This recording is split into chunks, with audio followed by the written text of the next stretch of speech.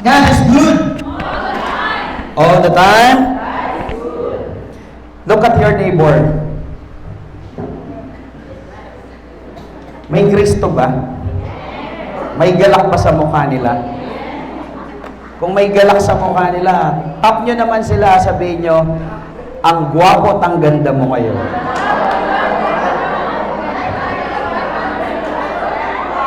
Amen.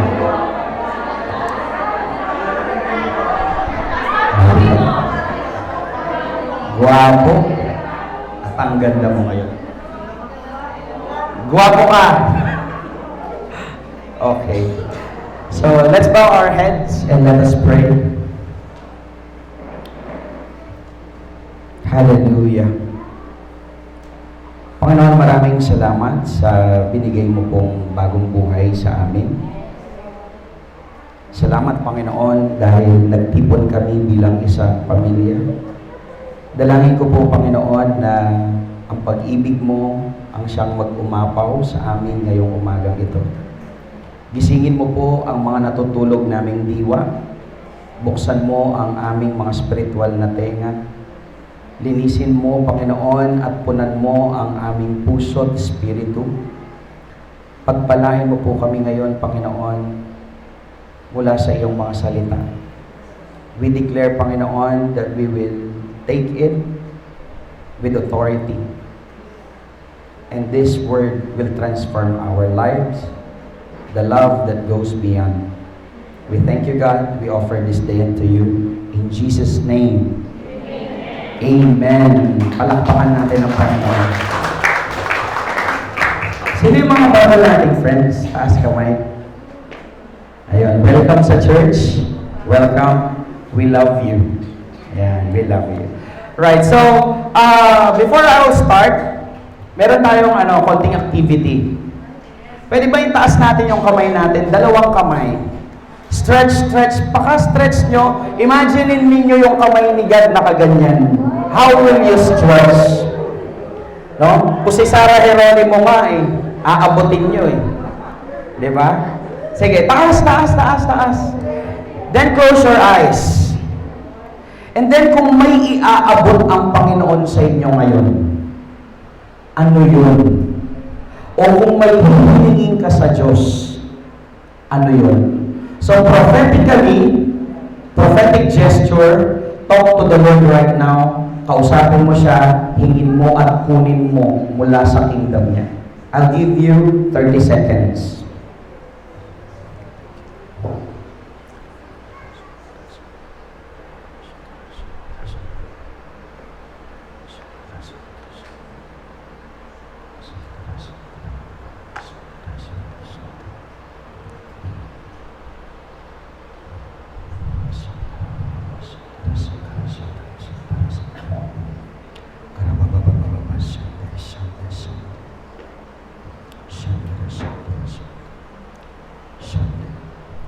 Keep raising your hands. Yes, oh Lord. God, maraming salamat dahil binubuksan mo ang pintuan ng kalangitan at ibinubuhos mo, Panginoon, ang biyaya, ang pangangailangan at yung hinihiling ng aking mga kapatid right now in the name of Jesus. Lord, we claim it. Pinipitas po namin ang bungang ito. Tinatanggap po namin na bukal sa aming puso. Maraming salamat, Panginoon. It is a yes and amen. In Jesus' name, amen. Amen.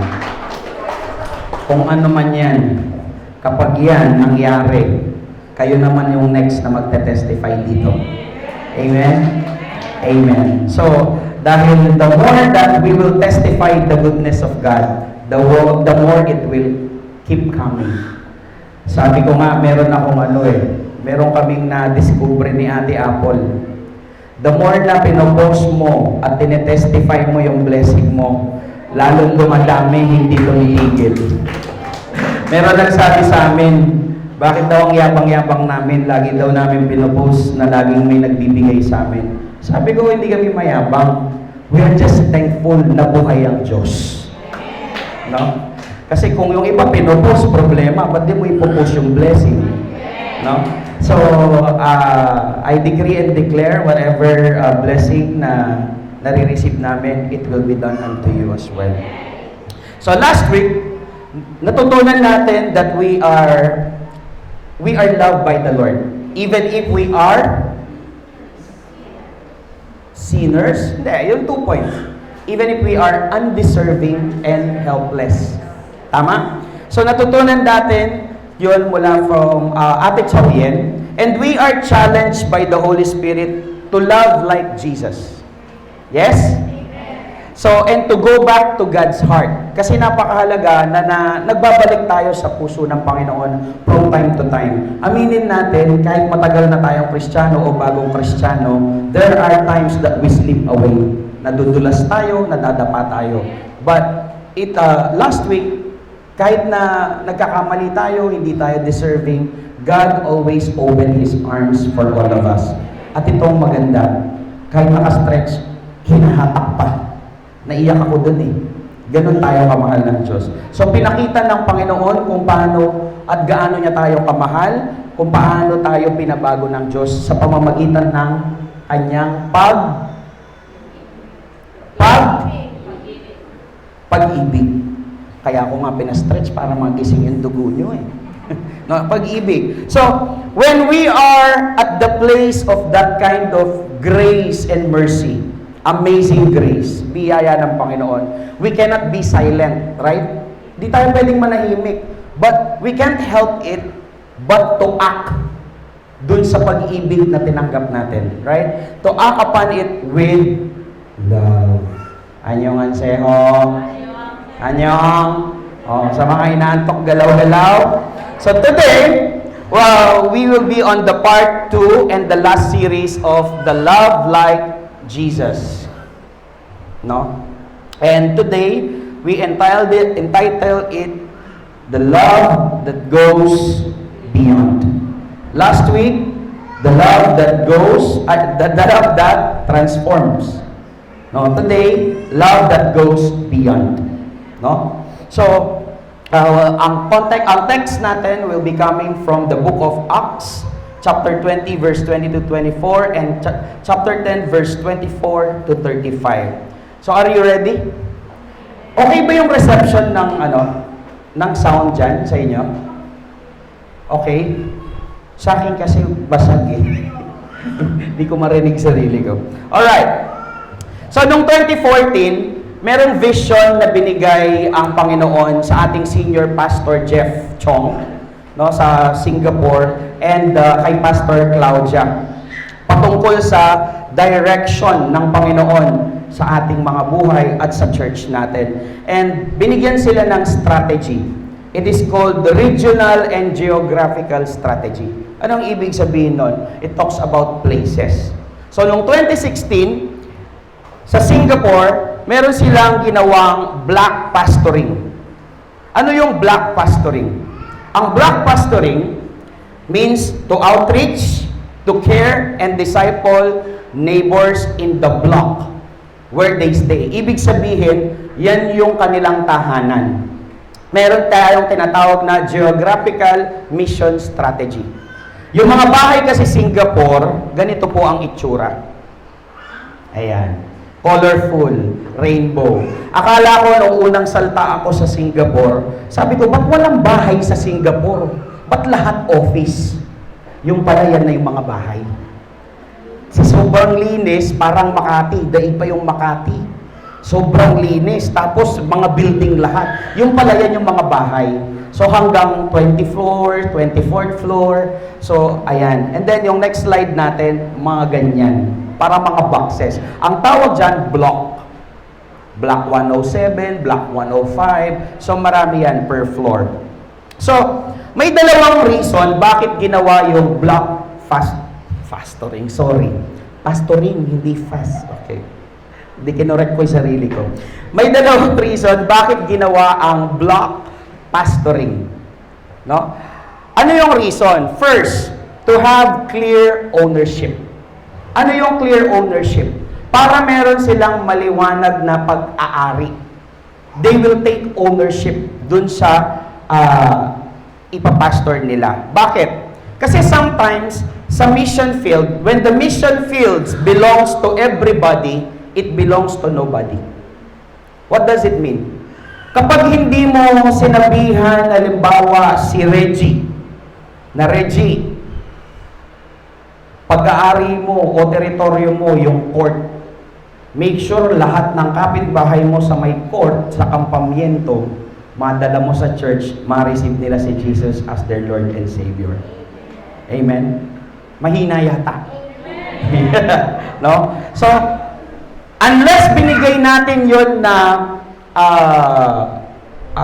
mission kay Reggie, kasi marami sila taga-court, di ba? Si Reggie, si Madeline, si Jenna, si Justin, si Alvin, si Ate Dolores, marami sila eh.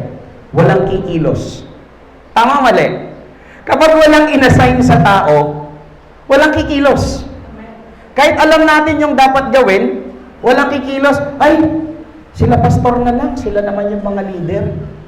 O mag-invite tayong lahat, mag-outreach tayong lahat, mga kapitbahay natin. Invite natin sila, akayin natin sila, i-share natin ang magandang balita.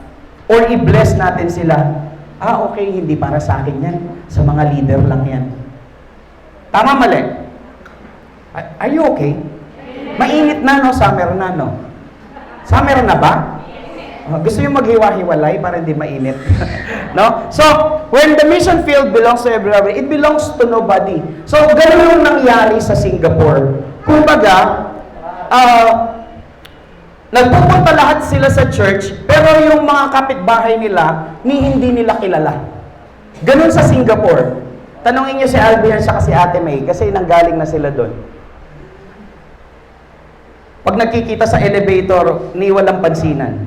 Eh dito magkakapit na, sana ka na, ano pa makan mo? Teka ulang, ating ang tension. Dito, ganun magkakapit ba? Tol, ano, kumusta naman na nangyari? Ganun. Alam mo ba si ganito, mag-swimming daw tayo mamaya, pupunta tayo doon, kukuha tayo mangga. Pero doon, magkakapit bahay, magkasama na sa maliit na elevator. Toot! May nandun, papasok. Lalabas. Para silang mga robot. That's why we are blessed bilang mga Filipino. Kasi kahit di mo kilala, parang kilala mo na. Kahit di ka inimbitahan, pupunta ka. Meron pang lot-lot. Malutin mo ako. Pwede ka pa niya din na. Pamamante. Ninoy-ta, ninoy-ta ako. Bisita niya ita, at tabalo, ninuwarito. Ani padalan niya, peka nanin tatay mo. Manya je. That's Filipino time, no? So, let's go back. So that there will be clear ownership. Para alam mo na, teritoryo ko yun. Ako dapat yung mag-invite dun sa mga taga-court. Sa Block 107 ako, dapat iisa-isahin ko yung mga tao doon. Tatanungin ko, i-invite ko. Naintindihan? Amen. Number 2, bakit ginawa yon? To reach out, not for their own type. For example, para hindi lang Singaporean yung ini-invite nila. Kasi ganyan ang tao, di ba? Kapag halimbawa, sabihin na invite mo mag-invite tayo to share the gospel. Sinong unang-una nating iimbitahan? Tayo, sino? Yung totoo. Sino? Kasama sa bahay. Sino pa? Kaibigan. Sino pa? Kaklase. Sino pa? Katrabaho. Tanong, inimbitahan niyo ba yung mga Chinese na gumagawa ng iron doon sa kando? Wala, di ba? O inimbitahan niyo ba yung mga businessman, businesswoman sa palengke? Mga tindera, tindero? Hindi. Kasi that's the norm. Normally, ang isang tao, kapag sinabi mong mag-imbita ka, iimbitahan niya the closest person sa circle nila. So, ginawa nila yon yung black pastoring para hindi sila mamimili. Kasi ang sabi sa Bible, di ba? Every tongue, every tribe, every race, every ethnic, everyone should know the gospel. Hindi lang sinabi ng Panginoon na go and make disciple of all Filipinos. Ano yung Great Commission? Go and make disciple of all nation. So, para hindi lang natin abutin yung mga taong gusto nating abutin. Sabi ko nga, dati diba, each one bring one. Kapag may nakita ka mukha, ibig sabihin, kailangan niya si Jesus Christ. Amen? So, ano yung significance nitong black pastoring ngayon sa atin? We can actually adopt yung pag-outreach, yung evangelism and discipleship as a sign of love for Jesus Christ and as a sign of love for our neighbors. Kung papansinin nyo, sa buong buwan ng February, ang tinuturo namin ni Chow Yen is about the love of God, the love that goes beyond, the love that transforms, and then so that we could share that love to other people. Because that is the meaning of the gospel. That is the meaning of the cross. Love for God, love for men. Ang ituturo natin sa church na to, always like that. Amen? So, yung neighbors natin, i-reach out natin.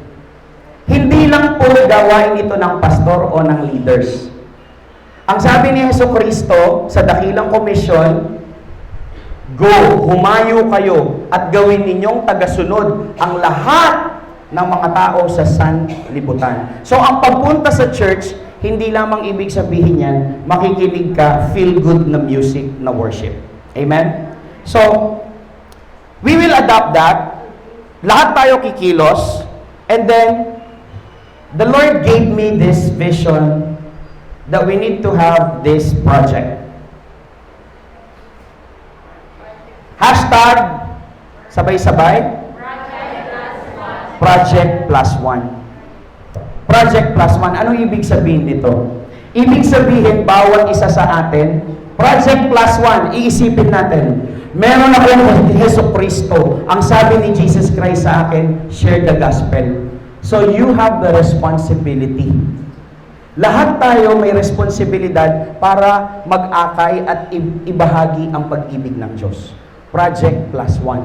Every day, plus one. Invite someone. Walang nag-amen. Natatakot? Natatakot? O, pwede pa kayo sabi, uy, Project Plus One daw. No? O, nanginginig, natatakot. Project Plus One. O, isip na ng mga mukha. Pikit kayo, may bibigay na mukha si Lord sa inyo. Pikit kayo, may bibigay na mukha si Lord sa inyo. May naiisip na nga kayo ngayon eh. Tama, mali? So, Project Plus One means project plus one soul. One soul to reach out. One soul to disciple. One life group to give birth. One church to give birth. Hindi lang dito sa Hope Balsik, Hope Bataan. Malay natin, magkaroon ng sariling church. Hope Sabah. Hope Santiago. Hope Orani. O hindi lang sa Bataan.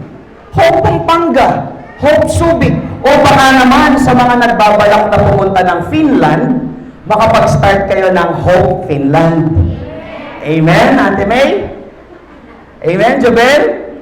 Oh. O kaya sa mga nagbabalak na pumunta ng Korea, ng Taiwan, ng Saudi, kahit saan kayo pumunta, God is calling you to do something.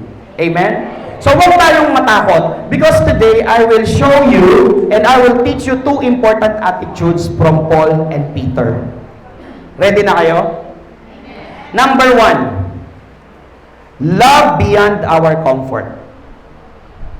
Love beyond our comfort. Paul is speaking to the Ephesian leaders sa mga gawa. Excuse me lang ha.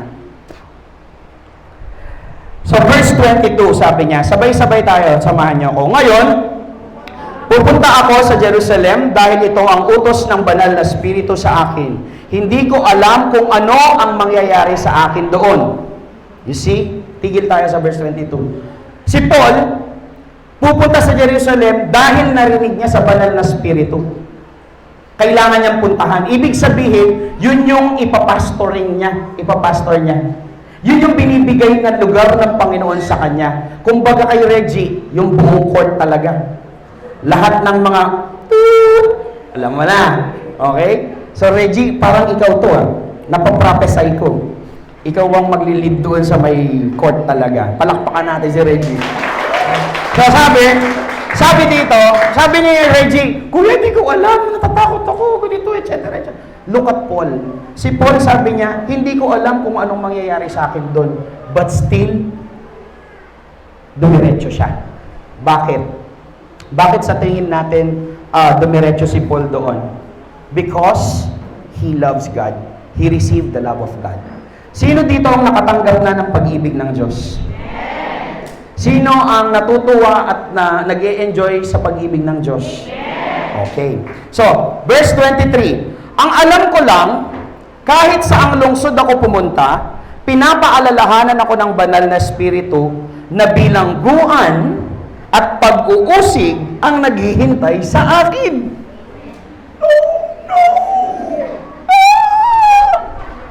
Akala ko naman pupunta akong Jerusalem, mag-happy-happy ako, magta-travel ako, magsa-sightseeing ako.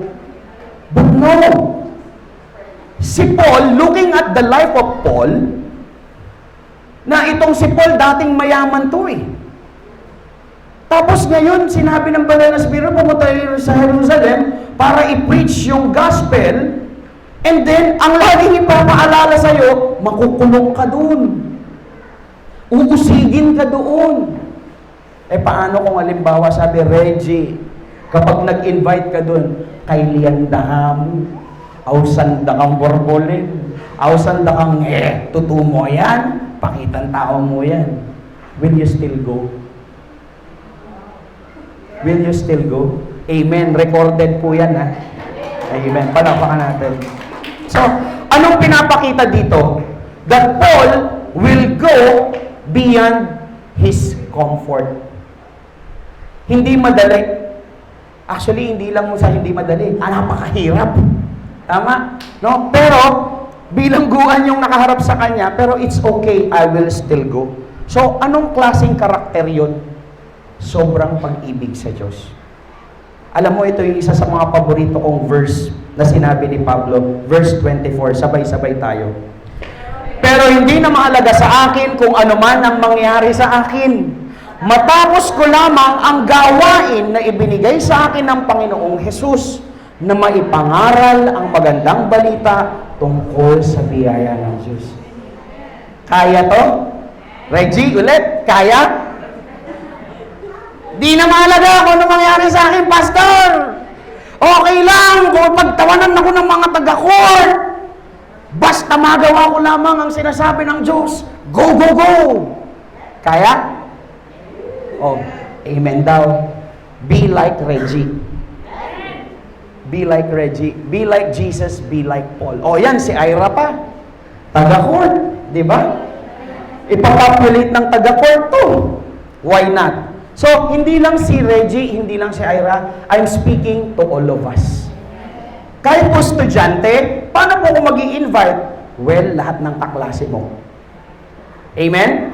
So sabi niya, nakita ni Pablo yung cause of God's love. Nakita ni Pablo yung pag-ibig ng Diyos para sa mga makasalanan. No? Ano ba yung cause ng Panginoon? Bakit pinapapunta tayo sa iba't ibang lugar? It is to share the gospel. It is to establish yung mga communities to have the fear of the Lord. So, karamihan kasi sa mga Kristiyano, akala nila ang pagpunta sa Sunday service o sa church, uupo ka, feel good, tatanggap ng biyaya, that's all. Wrong. Pumupunta po tayo sa sambahan para maturuan tayo at magabayan tayo para i-fulfill kung ano yung kalooban ng Diyos sa atin. Marami nagsasabi sa atin, oy, invite kita sa church, tara, ganyan. Sige, Pastor, God's will. Ito na nga yung God's will. Hindi invite kita kasi maliwanag. Hindi, sabi niya, panayang kaya mo itang God's will. Pakanano may abaling God's will, may babasa ng Bible, ka makiramdam. Ano yon yung God's will? Pag naisip mo, uy, may swimming, sasama ako, God's will. Uy, nakapanaginip ako, 6 na numero, tataya ko sa loto, 10 million, God's will. Hindi po yun God's will. It is your will. Kalooban mo yun. Kasi pinipili mo kung anong gusto mo. Pinipili mo kung saan ka titiba. Ang tunay na kalooban ng Diyos nasa Bible. Gaya ni Pablo, he denied himself. He laid down everything, iniwanan niya ang lahat. Beyond his comfort zone. No? Kahit ano na ang mangyari sa kanya, kahit mabilanggo siya, kahit na pagtawanan siya, kahit na usigin siya, it's okay, I will go. That's why there are also missionaries. That's why there are also people na iniiwanan yung karir nila for the sake of the gospel. No? So, si Paul, he found his purpose in life. He found out the will of God. So tayong lahat, ano nga ba yung goal of life natin? Sino dito ang naalam kung ano yung goal ng buhay niya? Anong goal niya sa buhay? Dito, kabataan. Anong goal niya sa buhay? Kayong tatlo. Maging engineer? Maging doktor? Opo. Anong goal mo dito? Magkaroon ng 3 palapag na bahay? Magkakotse? Maging accountant? Opo. Kabataan sa likod, anong goal nyo dyan sa buhay? Makapag-asawa, kambal na anak, maging masaya. Edre ako naka-edre, kambal na anak, ayaw. No? So, ano ba yung goal of life natin? Ang goal of life natin is not to preserve our own lives. It's not about our lives. But it is to fulfill the task or the Great Commission that God has given us. The task of testifying God's grace. Can I hear a loud amen? Amen. Believers, mga mananampalataya, ito po ang tunay na kalooban ng Diyos sa ating lahat. Hindi lang po yan sa pastor, hindi lang po yan sa leader. Sa lahat ng nananampalataya kay Hesus Kristo, this is the goal of our life. Anong sabi sa Mateo 16 verse 24? Sabay-sabay tayo. Pagkatapos, sinabi ni Jesus sa mga tagasunod niya, ang sino mang gustong sumunod sa akin ay hindi dapat inuuna ang sarili at dapat handa siyang humarap kahit sa kamatayan. Alang-alang sa pagsunod niya sa akin. Who are the followers of Jesus Christ here? Taas kamay. Pakataas po natin. Pakipicturean nga, God. God, ayan po ha, they are the followers of Christ. Okay, thank you. If you are a follower of Christ at gusto mo sumunod, handa ba kayong mamatay? Narinig ko yan ha. Pag sinabi kong pumunta ka ng Afghanistan, Nicolette, i-share mo yung gospel, pupunta ka. Maka-amen, no? Pinapupunta ka nga lang sa life group, minsan ayaw mo pa. No? Ano? Kaya, RJ, pumunta ka sa Bangladesh. Puro Muslim. Hinahang yung lahat ng Kristiyano. RJ, mag-mission ka sa Bangladesh. Pupunta ka, RJ? Sabi ni RJ, amen? Elaine, iwanan mo si Joran. Pumunta ka sa New Zealand. Ganyaman, pwede. Pwede, di ba? No? Actually, yung pagsunod sa Diyos, wala dapat siyang pinipili. Kung saan niya sinabi, doon ka. Handa ka dapat sa kamatayan mo. Ano ibig sabihin nun? Pastor, papatayin ako. Not necessarily sinasabi na i-chase nyo yung kamatayan. But what does it mean? We cannot avoid the calling of God. Pag sinabi ng Panginoon, go and make disciple, go and make disciple.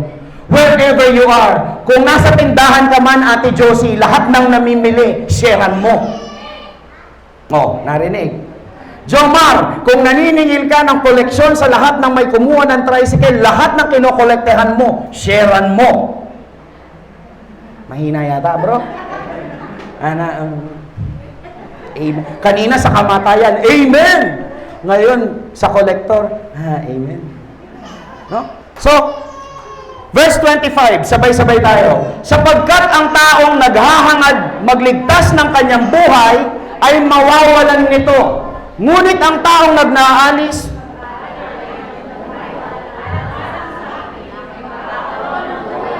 palakpakan. Buhay na walang hanggan ng katapat. Sino dito ang gustong mapunta sa langit kasama ang Diyos? Then mamatay kayo para sa kalooban ni Hesus Kristo. Taas ka agad. Pero bukas, Pastor, mag-pray mo nga ako. Bakit? Sakit po yung puso ko. Hindi ako pinansin ni Crush. Balak sana niya problema. Okay? So, napakaliwanag ang sinasabi ng Biblia. Love that goes beyond comfort. Bakit beyond comfort? Ibig sabihin, out of your comfort zone. Hindi madali. Hindi ko sinasabing madali ito. Mahirap to. Pero, para sa pag-ibig sa Diyos at sa pagsunod sa kalooban ng Diyos, we must go. We must We must naririnig kayo ni Lord. Hindi ko man kayo nakikita. Halimbawa, naglalakad kayo bukas sa palengke. Second ng tricycle kong Aaron. No ka rin po palengke. Ng Lord, habang magmanehoy kong Aaron, Brad, sharean mo na yan. Habang mapali ka, sharean mo yan. Ngayon ni Lord, magmaneho ko. Okay, lusot. O, tinipa na Aaron. Ngayon ni Lord, alam parking. Na anong gawan tamo? Anong gagawin natin? When the Lord spoke to you, sharean mo na yan. Invite mo na yan. Sino dito yung nakakarinig ng mga ganyan? Taas kamay. Yun totoo lang. Di ba? Lalo na sa panaginip mo o kaya nagpipray ka. Nagpipray ka, no? Edna, Evelyn, Mary, Roel, Gina, balot, nanarinod ka nakala picture. Nanini movie. Invite mo na rin. Sino nakakaranas? Sometimes names. Sa Facebook, friends mo. Because God desires you to reach out for people. Amen? Now, I just want to share one testimony dito. Do we have a photo? Yung sa Pentor. Si Ate Tess, kilala niyo si Ate Tess? Saan si Ate Tess? Ayan, si Ate Tess. Si Ate Tess, isang napakagandang testimony. Pastor, mga linggo, nagpipray ako. Ang sabi ni Lord, pumunta daw tayo ng Pentor. Tayo? Ikaw lang nagpipray, tayo? Well, siyempre, first time kong pupunta doon, kailangan ko ng kasama. Bakit? Bakit kailangan ng kasama? Siyempre, Pastor, mas alam nyo, anong pinagkaiba natin? Siyempre, Pastor, kaungin eh. Anong meron ako na wala ka? Di ba may Jesus ka? Opo. May Holy Spirit ka? Opo. O anong problema? Pastor naman. 1 week had passed. Pastor, ako totoo naman, Lord. Nung tatana, pati retang Pentor, ako nang nausando. Aba, Ate Tess, ikaw na yung tinatawag bigat. Tinatawag ka na ng taga-Pentor. Ano pang inaantay mo? Ikaw. Bakit? Nag-pray ako, God, kailangan ko ba sumama? Bakit? Kasi nasanay tayo, akala natin, pastor lang ang pwede. 3rd week, Ate Tess, puntahan mo na yan. Pag yan di mo sinunod, bahala ka, uusigin ka ng Diyos. Anong gusto mo? Usigin ka ng tao, usigin ka ng Diyos. Mas mahirap, mas inuusig ng Diyos. Here comes Ate Tess. Nagsama si Maring Vanessa. Nagpunta sa Pentor. Voila! Wala! Wow! Sabi mo meron. Tinanong kita eh. Sabi mo meron. Madeline. O sige, mamaya na. Okay. Excited pa naman ako. Pabola-bola pa ako dito. Okay. To make it short, si Ate Tess na nagdududa na hindi siya komportable sa ginagawa niya, wala siyang nagawa. Sinunod niya yung banal na spirito. Sinunod niya yung tawag ng Panginoon. Ano nangyari ngayon? More than 20 people received Jesus Christ as their personal Lord and Savior. Merong youth, merong kids, merong adult. Di pa natapos doon. Isang matanda na hindi makalakad, pinag-pray nila. Nawala yung bukol. Palakpakan natin ang Panginoon. That is the light that should shine in the dark. It's not about pastor, it's not about leadership, it's not about skills. It is all about Jesus Christ. It is all about the power of the Holy Spirit. So lahat tayo dito may Holy Spirit. So, kaya ba natin gawin yon? Yes. Amen? Marami pa akong sample dito. Pero di tayo matatapos. Si Ate May, yung pita. Almost 1 month, 2 months, pangadi na yung pita. Hanggat sinunod, enetik na ang Lord. Nagkaroon tayo ng life group sa pita. Dumami yun. No? Si Ate Apple, si Maring Vanessa, mag-praise and worship lead kayo. Di ako kumakanta. Pero tingnan nyo siya kanina. Di ba? I mean, noong una namin yan, balo mo na ako man akong kumanta. Pero kanina, di ba? See? It's the Holy Spirit's leading. Yung hindi ka komportable, pero kinakaya mo, dahil si Holy Spirit, tinutulungan ka. Di ba? Praise the Lord. Si Jobel, sa si Maring Rona. Kapag nagpe-praise and worship leader dito, nakadress, Pastor, wag po! Never po kami nag-dress! Mag-dress kayo. Opo. Nag-dress sila kapag nandito. Kalagaganda! Beyond their comfort zone. Beyond our comfort zone. If there's a will, there's a way. Pag gusto, kaya. Marami pang example. Si Joyce, si MJ, si Nicolette, si Rosel, si Ronel, si Ate Apple. A lot of people, most of us, even me, paano ako magpipreach? Kilala ako ng mga tao sa balsik. Loko-loko ko. Kung titingin ka sa sarili mo, di mo magagawa. Pero kung magre-rely ka sa akin, see what I can do. Look at the people right now. Wala pa Santiago, wala pa Orani. Kulang pa tayo. How can I lead more than 100 people? Hindi ko po kaya. Sa tulong lang ng banal na Espiritu. Beyond my comfort zone. The love of God, the love that goes beyond yung pagmamahal ng Panginoon tinanggap ko. Kaya beyond my comfort zone, we started the church. And glory to God, dumadami po tayo, dumadami tayo, dumadami tayo, dumadami tayo. Kahit ilang beses po tayo, pero God is with us. Amen? So, in this verses, tinuruan tayo ni Apostle Paul on how to love beyond comfort.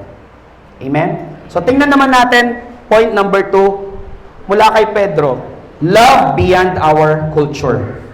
So, sa mga gawa, chapter 10, verse 24 to 35, verse 28 ang sabi, nagsalita si Pedro sa kanila, alam nyo na kaming mga Hudyo ay pinagbabawalan ng aming relihiyon na dumalaw o makisama sa mga hindi Hudyo. Pero ipinaliwanag sa akin ng Diyos na hindi ko dapat ituring na marumi ang sinuman. So ito yung statement ni Pedro na binatawan niya dun sa bahay ni Cornelius. Si Cornelius ay isang hentil. Remember, during the time, on the on that century, yung mga Hudyo at mga Hentil, hindi pwedeng magsama. Kasi trato ng mga Hudyo sa mga Hentil, marumi. Dahil hindi sila naniniwala sa Diyos. So they cannot be together. Bawal pumasok sa tahanan, bawal kainin yung pagkain nila. Because kapag ang Hudyo kumain ng pagkain ng Hentil, they will be accused na marumi sila. Pero God challenged Peter sa vision, no? Nakainin lahat ng handa ng Hentil. Dahil nilinis na yun lahat ng Diyos, no? So just a quick story about this Gentiles. Si Cornelius, isa siyang Roman centurion. Ibig sabihin, mataas na posisyon. Pero, nagpakita sa kanya yung anghel, tapos ang sabi niya, hanapin niyo si Simon Peter. Kasi itong Cornelius na to, kahit na hentil siya, naniniwala siyang may Diyos. So ito ding si Simon Peter, I will cut the story short, ay nakareceive din ng vision from the Lord. No? Nasabi niya, may pinapunta ako dyan, sumama ka. Meron kang mission. So yun nga yung sa Gentile na si Cornelius. So, anong nangyari? Talon tayo, verse 25. Nang dumating si Pedro, sinalubong siya ni Cornelius at lumuhod para sambahin siya. Ibig sabihin, si Pedro, magkaibang kultura nila, isang hentil, isang Hudyo, isang malinis, isang marumi, isang naniniwala sa Diyos at isang hindi naniniwala sa Diyos, isang di hamak na walang masyadong estado sa buhay at isang mataas sa buhay. So you see the culture, it's totally extreme opposite. Pero, nung dumating si Pedro, sino ang sumalubong? Si Cornelius. Anong ginawa? Lumuhod siya. Bakit? Because God already showed to Cornelius that Peter is a son of God. I mean, Peter is a believer of God. Pero, sabi ni Pedro, dun sa story na yon, huwag ka lumuhod sa akin, hindi ako ang Diyos. Magkapareho lang tayo. So, in this scenario, the Jew and Gentile distinction is no longer matter in the eyes of God. Wala nang distinction yun sa paningin ng Diyos. Ibig sabihin, winasak na ng Lord yun, yung pagkakaiba ng Hudyo at Hentil. Kasi it is written sa Galatia chapter 3 verse 28, sabi niya, ngayon, wala nang pagkakaiba ang Hudyo sa hindi Hudyo. Ang hindi Hudyo yung Hentil. Ang alipin sa malaya, ang lalaki sa babae. Kayong lahat ay isa na dahil na kay Kristo na kayo. So, imagine from that verse, Christ has broken all human barriers. Kung ano man ang umahadlang sa atin sa pagre-reach out sa maraming tao, huwag na tayong matakot. Ano man yung kulay nila. Kasi ang Pilipino dati, kayo manggi ako, ay, Amerikano, nakakahiyang kausapin. Oh, kapag halimbawa Pilipino ka, ay, English speaking, ayokong kausapin, ikaw na lang.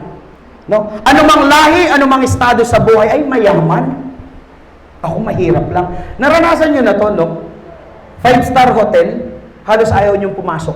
Kasi feeling nyo hindi kayo worthy. Break that mentality. Because God broke it already. You are a child of God. You have the power. Pantay-pantay tayo sa paningin ng Diyos. Alam niyo po kung bakit ako nagkaroon ng kalayaan sa sarili ko, na wala yung insecurity ko. Uy, siya may six-packs.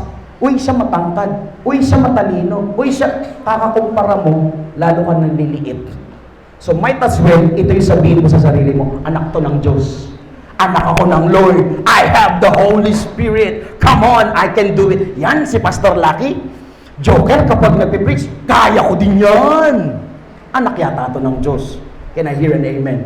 Nagigets niyo yung sinasabi ko? Wala nang barrier sa atin. We can reach out to anyone. Example, very good example, Chin Chow Yen. Ang pinakamaganda kong asawa. Chinese-Malaysian. Left Singapore. Iniwanan niya ang pinakamayamang bansa sa Asia, ang Singapore, pumunta sa Pilipinas. Para kanino? Para sa inyo. Dahil tinuturing niya kayo, mga anak niya. Gas sa Belgas. Reporting. Imagine, si Chow Yen. Hindi ko tinataas si Chow Yen, ha? Ang itinataas ko dito, yung pag-ibig ng Diyos na tinanggap ni Chow Yen, yun yung nagpabago sa puso ni Chow Yen para iwanan ang marangyang buhay kapalit ng buhay sa pagmimisyon. Kapalit ng buhay to share the gospel. If God can do that to Chow Yen, bakit hindi kaya sa atin? Ready tayo naman. Tayo naman ang umalis. Tayo naman ang mag-reach out sa mga Bangladesh, sa mga Indian. Pastor naman, karakang lahi o treta. Because God said of all nations. So anong gagawin natin? We must depend on the Holy Spirit. Amen? Depend on the Holy Spirit. We will learn two things. From Paul, love beyond comfort. From Peter, love beyond culture. And I want to close this. Isang magandang kasabihan from Martin Luther. Kilala niyo si Martin Luther, reformist? No? It is the duty of every Christian to be Christ to his neighbor. Mabigat. Sabay-sabay nating sabihin. It is the duty of every Christian to be Christ to his neighbor.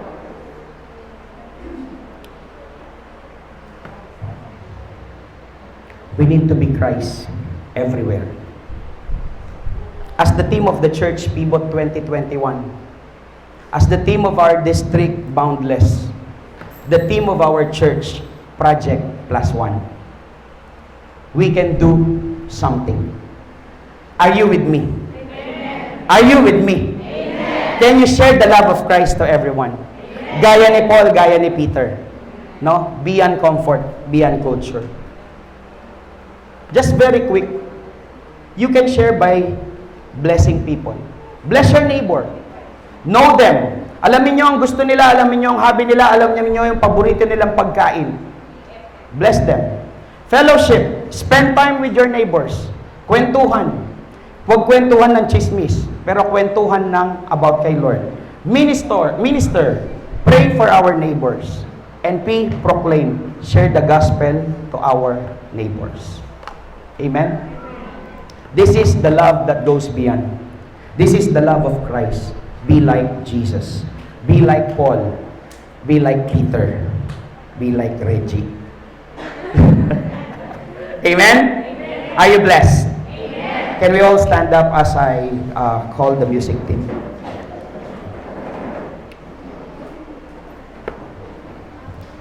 Can you raise your hands? And I would just want to declare blessing to all of you. Sa lahat ng mga believers, sa mga mananampalataya, those who receive Jesus Christ, raise your hand with conviction and pray this prayer with me. Dear God, maraming salamat po sa pag-ibig na binigay mo sa akin. Tinatanggap ko ito ng buo at maluwag ko rin pong ibabahagi. Bless me, empower me, strengthen me, and fill me with the Holy Spirit to share the gospel and establish the community. In Jesus' name. Amen. Palakpakan natin ang mga master. For the second group of people, mga first-timers, siguro nagulat kayo, ay, grabe pala tong church na to. But no, this is actually the love of Christ that is preached for you. If it is your first time and you know Jesus Christ, pero hindi mo pa tinatanggap si Kristo, it's about time to receive Jesus Christ. I'll give you time to think. If God said, anak, this is for you. I love you so much. Will you accept Jesus Christ as your personal Lord and Savior? Kito mo to. Kanina pa. Anybody who wants to receive Jesus Christ? Anybody? First-timers? Wala. Kung wala, meron. Wala. Alright. Ngayon kung nahihiya tayo, dun sa mga first-timers natin, just pray this prayer with all your heart, with all your mind, with all your strength. And believe that Christ's love for you is available. Let us pray. Dear God, maraming salamat po sa umagang ito. Tinatanggap ko po, Panginoon, si Jesucristo bilang aking Diyos at tagapagligtas. Patawarin mo ako sa aking mga kasalanan. Baguhin mo po ako simula ngayon hanggang sa iyong muling pagbabalik. All this I ask and pray in Jesus' name. And Lord, today, O Lord God Father, naniniwala po ako that this simple verses but yet powerful spoke a lot, O Lord God Father, to my brothers and sisters. Lord, I declare that this seed, O Lord, that this word, O God Father, has been planted into their hearts, O Lord God. I declare in the name of Jesus, Panginoon, na pumupunta kami sa church, O Lord God Father, not just to feel good, but we choose God. We choose the Word of God. We choose, O Lord God Father, na mas malaman, maunawaan, maintindihan, at isabuhay ang salita mo, Panginoon. God, I pray in the name of Jesus, the Lord, putulin mo, Panginoon, ang anumang naghihinder sa amin, O Lord God Father, to do your will, O Lord God. I declare, O Lord God, in the name of Jesus, na Lord, yung kahihiyan, yung hiya, yung shame, Panginoon, sa katawan namin, tanggalin mo sa aming mga puso, tanggalin mo sa amin, Panginoon. Because God, every time that we will remember, nung pinasan mo ang krus ng Kalbaryo, nung hinagupit ka, nung ikaw ay pinako sa krus, Panginoon, Lord, never mo kaming ikinahiya. Kahit durahan ka, kahit lokohin ka, kahit binigyan ka, Panginoon, ng koronang tinik, O Lord God Father, tinanggap mo dahil sa pag-ibig mo sa amin, O Lord God. God, today, O Lord God, we want to surrender. We want to believe, O Lord God Father, that today, O Lord God, is the day that you will transform us. The Lord, today, O God, is the day that we will receive the love that goes beyond, O God.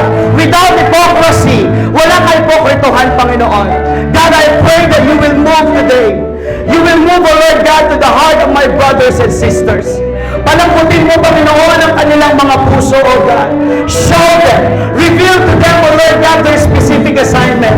Show and reveal to them, O Lord God, Father, the faces who needs Jesus into their lives, O God.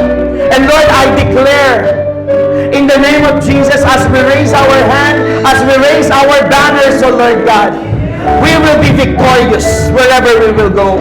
God, I pray that wherever their feet may go, O Lord God, Father, they will release the blessing and the presence of Jesus Christ. Can I hear an amen? And Lord, today, O God, nagpapakumbaba kami, Panginoon, surrendering and laying everything unto you, O God. That what we are doing in this church is not a joke. We don't want to play we don't want to play religious, Panginoon. We don't want to play religion, but Lord, we believe and we know that the relation that we have with you, O God, ay merong purpose. And the purpose of it, O Lord God, is to fulfill the Great Commission. God, I pray na turuan mo po kaming lahat, Panginoon, on how to reach out to people. Tulungan mo kami, Panginoon, on how to disciple more mentors, O God. God, you call us to be a disciple maker. And Lord, I pray that the overflowing of anointing, the wisdom, the impartation, O Lord God, Father, of courage, be upon them all right now in the name of Jesus. Those who want to receive, just receive and say amen. I believe that there's something that is going on right now. I believe that something is going on right now. I believe that something is going on right now. I believe that there's fire that's coming out that is boiling from the deepest part of your belly button, from the deepest part of your heart. I believe that the Lord is speaking to you. I believe that the Lord is telling you, anak,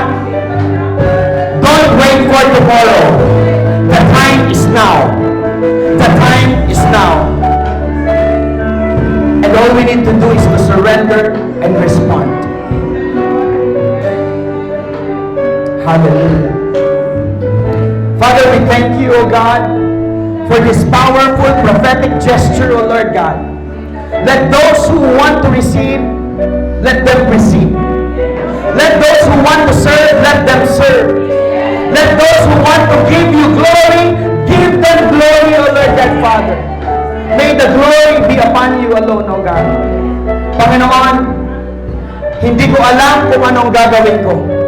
Hindi ko alam kung sino yung mga ibibigay mo para sa akin, Panginoon, na makakatulong ko, Panginoon, dito sa aming layunin, O Lord God. But I pray, O God, if you will send me people, Panginoon, let there be these people who are willing. Let this be the people, O Lord God, who are humble.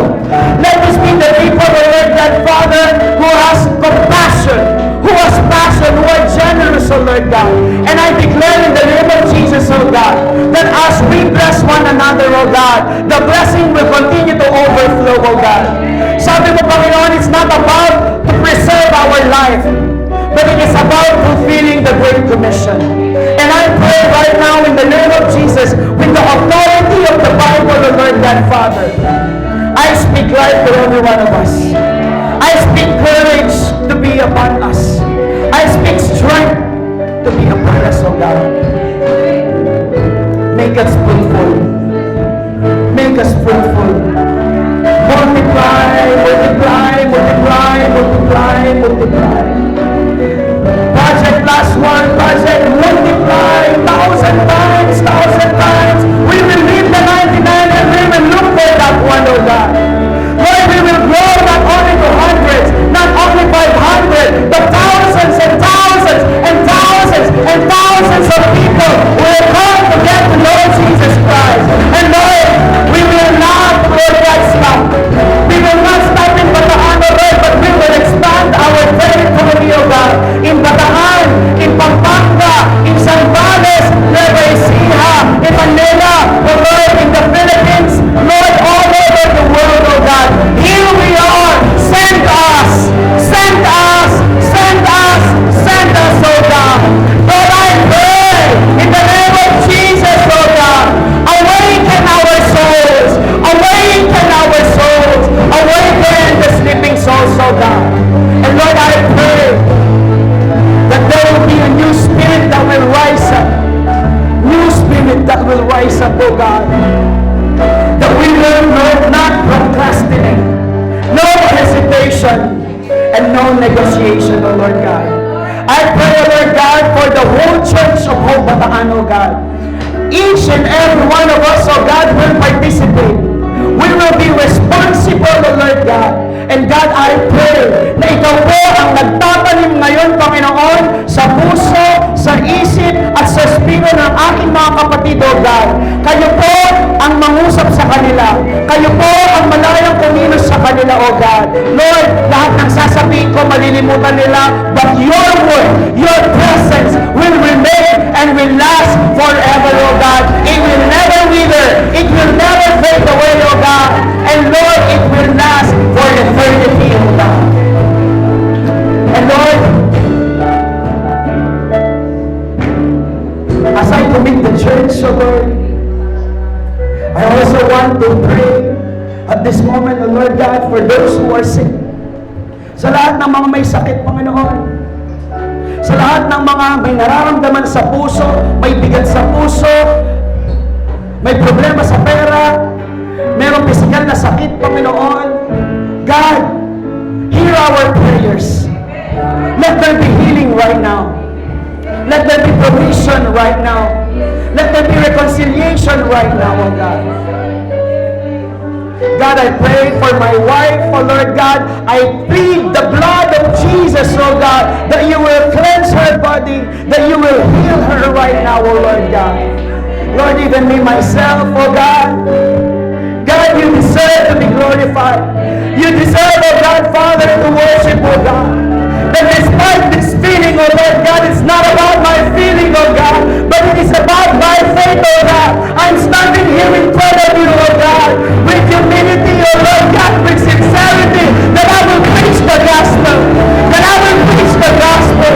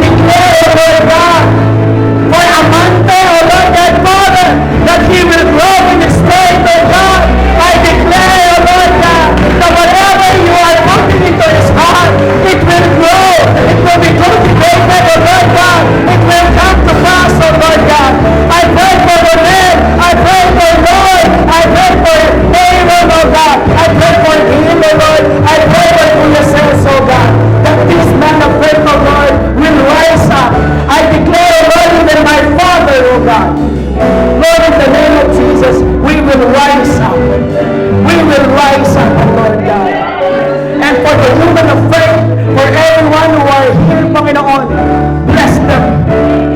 Anoint them. Ang sabi ng Panginoon, pantay-pantay na tayo. You are the children of God, and you can do more for the glory of the King. Jesus, we thank you. We thank you. We thank you for this prophecy, so God, and I believe it will come to pass. Sa lahat ng mga may waluma at gout, it will not come back anymore. You are 100% healed. Release it. Throw it. Lahat ng may gout, lahat ng mga may waluma, get out of this body in the name of Jesus. Lord, we thank you. We seal it, O Lord God, Father. We seal it with the blood of the Lamb. We thank you. We honor you. In Jesus' name, and everybody will say, palakpakan natin ang Panginoon. Thank you, Lord. Thank you, Lord. Please sit down. Hallelujah, Jesus.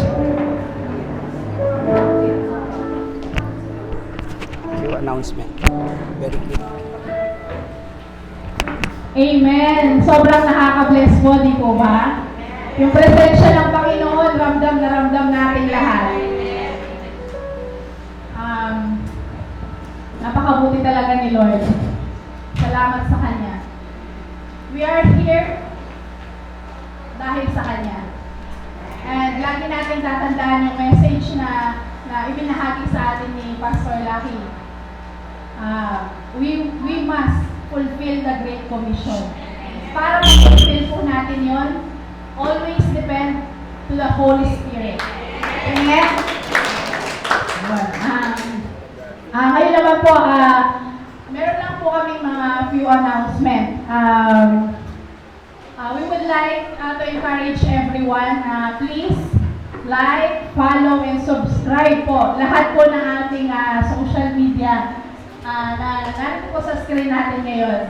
Para po mas mabless pa po tayo. At pwede po natin i-share ito sa ating mga kaibigan, kapamilya, at sa lahat ng tao na kakilala po natin. Amen po?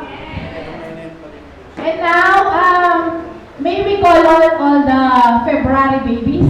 Yung pong mga nag-birthday ng buwang ito. Pwede po bang dito tayo sa harapan?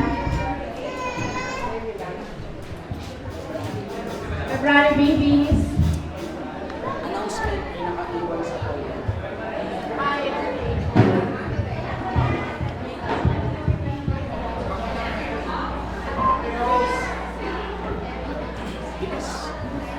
Yan. Dito po tayo sa harapan. Lahat ng February babies.